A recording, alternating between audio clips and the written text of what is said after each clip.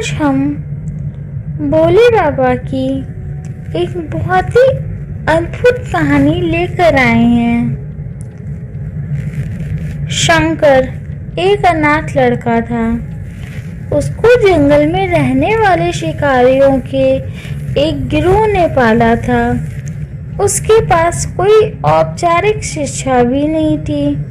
वह केवल एक चीज जानता था कि उसे कैसे जीवित रहना है, शिकार करना है और उनको मारना है तथा जंगल के फलों को खाना और नदी के पानी को पीकर अपने आप को जीवित रखना जानता था। एक दिन वह अपना रास्ता भटक गया और उसने देखा कि कुछ लोग नदी के किनारे पे बने एक पत्थर की आकृति के चारों ओर जोर जोर से चिल्ला रहे हैं। कुछ लोग उस पर फूल, फल और नारियल चढ़ा रहे हैं। शायद उसने सोचा ये कोई मकान होगा जिसमें लोग रहते होंगे, पर ये एक प्राचीन मंदिर था। लेकिन शंकर ने इसे पहले कभी नहीं देखा था, पर इसके बारे में जानने के लिए वह काफी उत्सुक था। उसने तब तक इंतजार किया जब तक कि लगभग सभी लोग उस मंदिर से नहीं चले गए। अंत में उसने एक युवा लड़के को पत्थर की इमारत से बाहर आते देखा और उससे बात करने का फैसला किया। और शंकर ने उससे अपने मन में आए कई सवाल पूछे। उसका पहला प्रश्न था, इस इमारत को क्या कहा जाता है?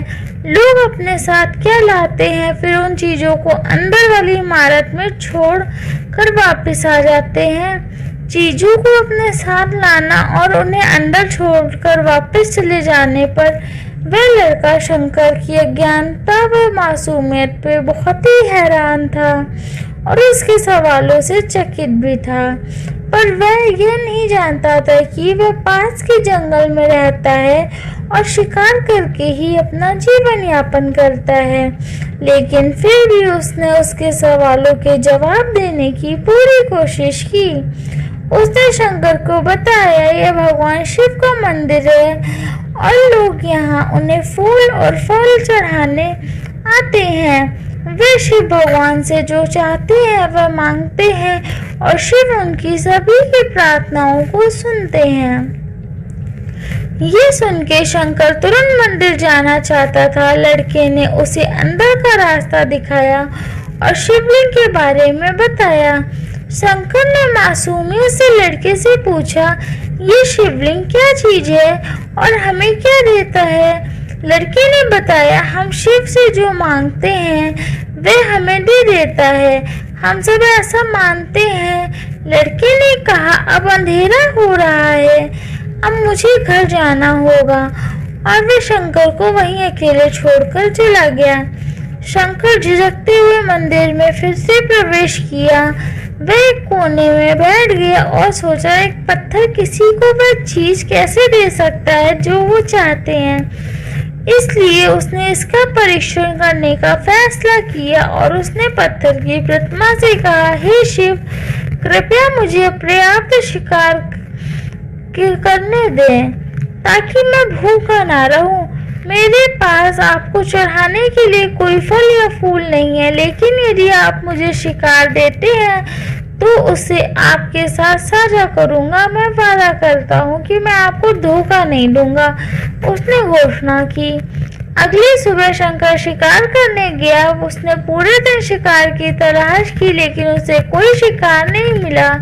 वह भूख से तिलमिला रहा था। वह काफी निराश हो गया क्योंकि उसे कोई शिकार नहीं मिला था। दोपहर हो चुकी थी। अब उसने लगने लगा कि मंदिर के लड़के ने उससे झूठ बोला था। फिर भी उसने शिकार जारी रखा। जैसे ही शाम हुई उसने 2 खरगोशों को अपने बिल में से आते देखा। शंकर ने उन खरगोशों को मार डाला, चूंकि उसने शिव भगवान से वादा किया था कि वह अपने शिकार को साझा करेगा। वह मरे हुए खरगोशों में से एक के साथ मंदिर गया। देर हो चुकी थी और मंदिर सुनसान था। शंकर ने मंदिर में प्रवेश किया और जोर से कहा, कृपया आओ और अपना हिस्सा ले लो प्रभु, आपके लिए मैं लाया हूँ। वे वहां बैठ गए और अंधेरे होने का प्रतीक्षा करने लगा, लेकिन भगवान प्रकट नहीं हुए। शंकर को भूख और नींद आने लगी। उसने खरगोश को मंदिर में छोड़ने का फैसला किया। अगली सुबह सब लोग मंदिर पहुंचे तो उन्हें शिवलिंग के सामने मरा हुआ खरगोश मिला। भक्त बहुत परेशान थे, यह यहाँ कौन लाया है? उसने मंदिर को अपवित्र करने की हिम्मत कैसे की? उन्होंने खरगोश को बाहर फेंक दिया। अगले दिन शंकर अपनी भूख मिटाने के लिए जंगल में शिकार करने गया, लेकिन इस बार उसकी किस्मत अच्छी नहीं थी और उसे शिकार भी नहीं मिला। उसने सोचा आज रात को मंदिर जाना चाहिए और शिव से पूछना चाहिए कि उनको खरगोश का भोजन कैसा लगा।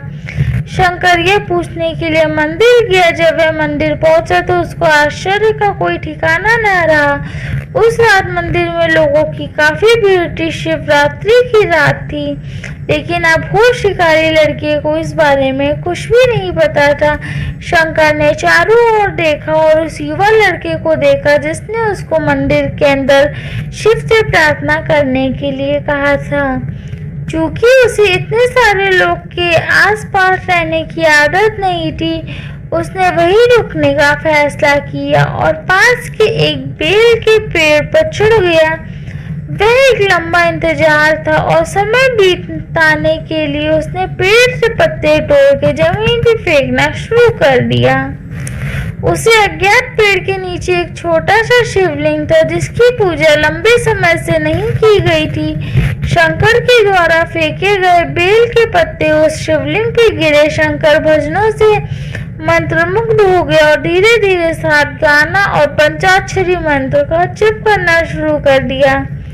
रात भोर में बदल गई और सभी भक्त मंदिर से चले गए। शंकर पेड़ से उतरा और मंदिर में प्रवेश किया और उसने देखा कि शिवलिंग की आंखों पर लाल निशान थे। वह कुमकुम के थे जो लोगों ने लगाए थे, लेकिन शंकर को यकीन था कि शिव को उनकी आंखों में परेशानी हो रही है। उसने शिव की खेदजनक स्थिति को रूप में जो कुछ भी महसूस किया उसके लिए बहुत दुख हुआ। वह उनकी मदद करना चाहता था। उसने सोचा शिव यहाँ अकेले रहते हैं और बीमार होने पर उनकी देखभाल करने वाला कोई नहीं है।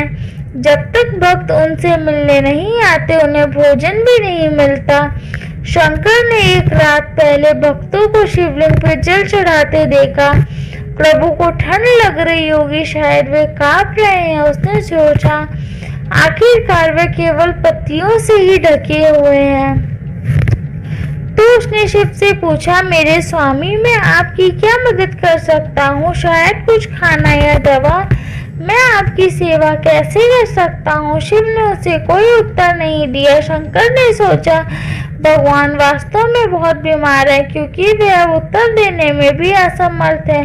वह तुरंत जंगल में गया, कुछ औषधियां जड़ी बूटियों को लाया और लाल निशान पर उनका लेप लगाया, लेकिन कुछ नहीं हुआ। उसने कहा, लगता है कि अंधे हो गए हैं। ये मुझे प्रभु की आंखों में एक आंख देनी चाहिए ताकि वह ठीक हो जाए। ये निश्चित रूप से उन्हें खुश कर देगा।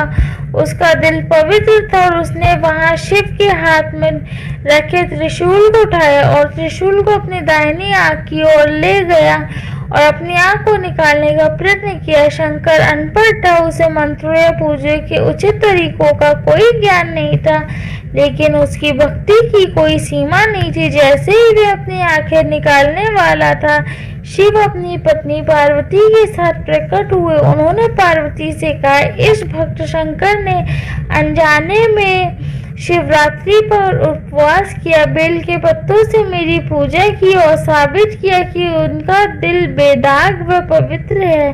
मैं अपने इस भक्त पर काफी प्रसन्न हूँ। शिव भगवान ने शंकर से कहा, तुमने मुझे अपनी मासूमियत के कारण जीत लिया है। प्रभु ने मुस्कुराते हुए कहा, लोग मुझसे हर समय झूठे वादे करते रहते हैं और कुछ न कुछ मांगते रहते हैं, पर जैसे ही उन्हें मुझसे चीज मिल जाती है वे भूल जाते हैं। दूसरी ओर तुमने मेरे साथ एक सच्चे इंसान की तरह व्यवहार किया और वह वास्तव में बहुत ही दुर्लभ है।